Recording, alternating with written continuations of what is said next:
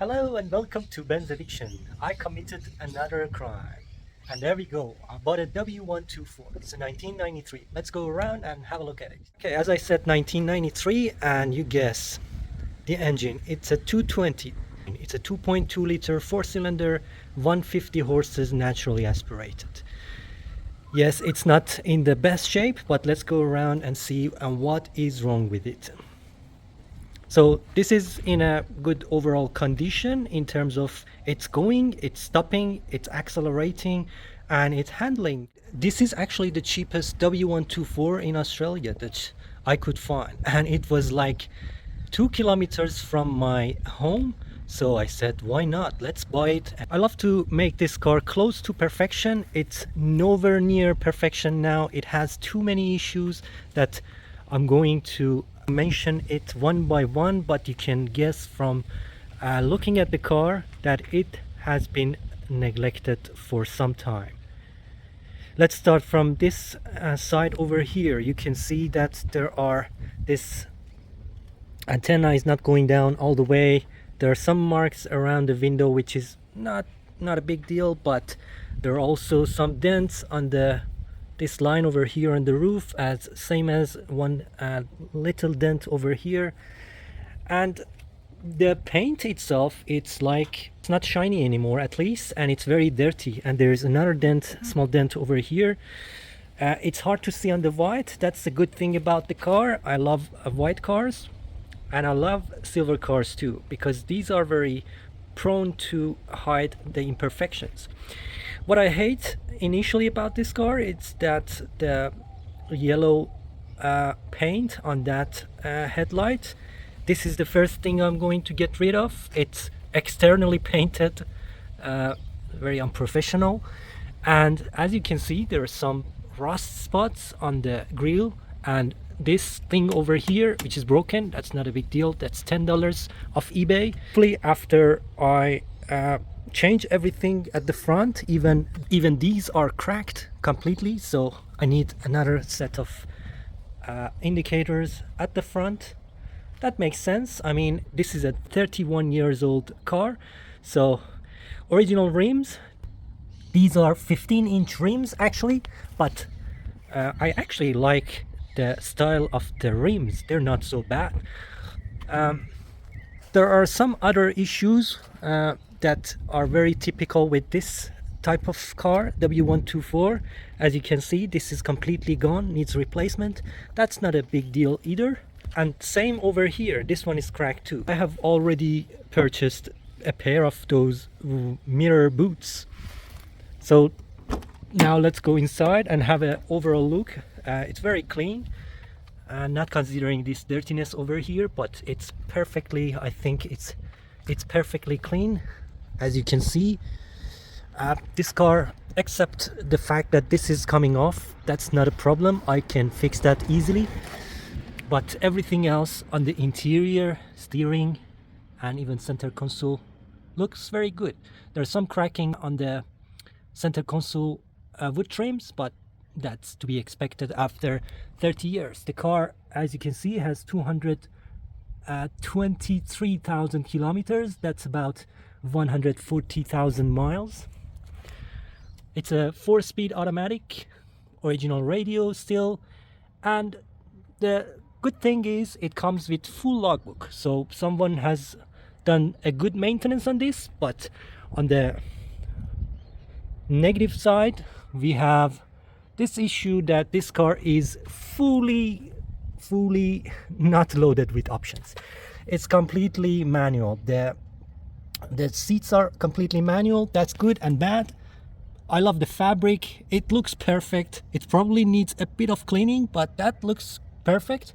That actually what caused me to buy this car. And even the roof lining, it's perfect as well. So that's a good point about this car. So most of the electrical on this car works. The aircon, of course, it doesn't work.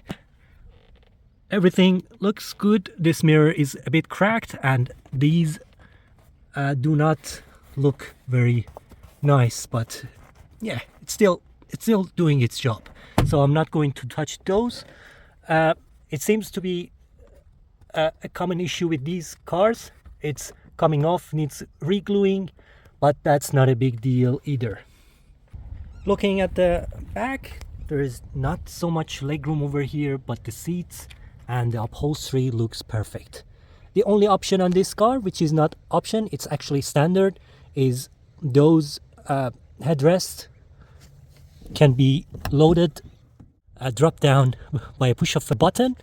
This is actually standard on this car, so that's one thing to mention. Let's start the engine and see what's going on under the hood. The engine starts up okay and revs up fine. There is no oil dripping down. Oil gauge shows the maximum amount of oil pressure, which is good. All the gauges are working, which is fantastic. The fan blows on the AC. The radio needs coat. Of course, I don't have that yet.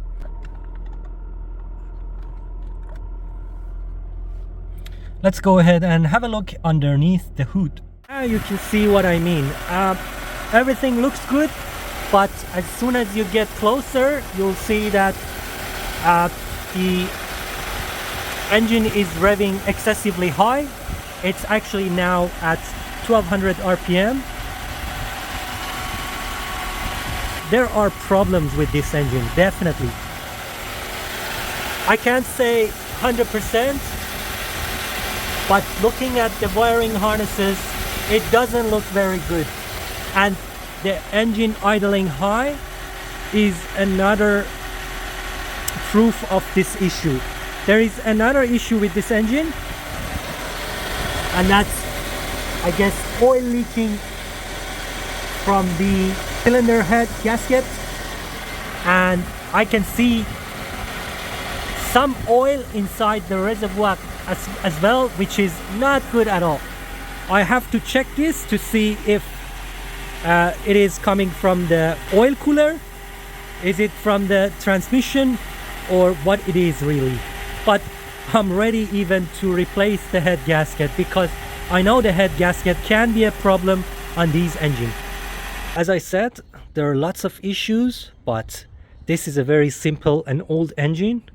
It's not gonna take a long time to make it look, sound, and go as a perfect car. There's another issue here. The fan is disconnected by the previous owner, the electric fan, because it was running all the time. So that's another issue to look at.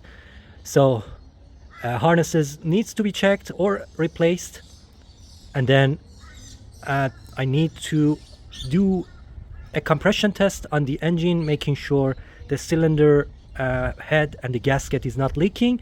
It probably does. That's all I can mention for the engine, but the previous owner showed me like 3 months ago they paid $1,800 to service this car, including thermostat, coolant, all the hoses, all the oil and filters, as well as the water pump.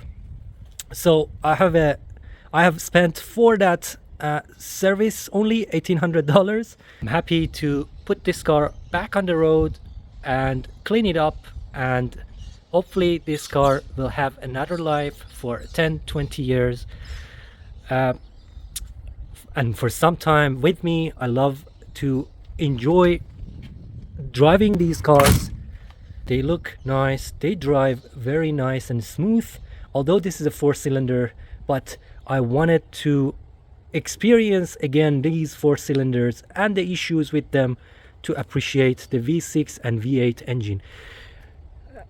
This is the M111 engine, and it's not the most sophisticated engine, but it's a good engine. It has its up and down. As I said, head gasket can be an issue, and of course this car being February 1993 can have the issue with the biodegradable wiring harness.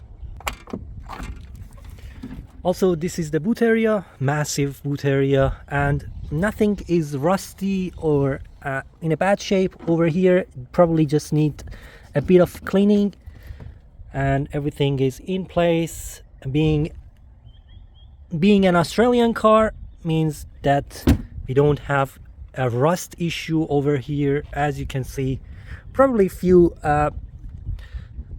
surface rust spots overall, but nothing major. So guys, what do you think?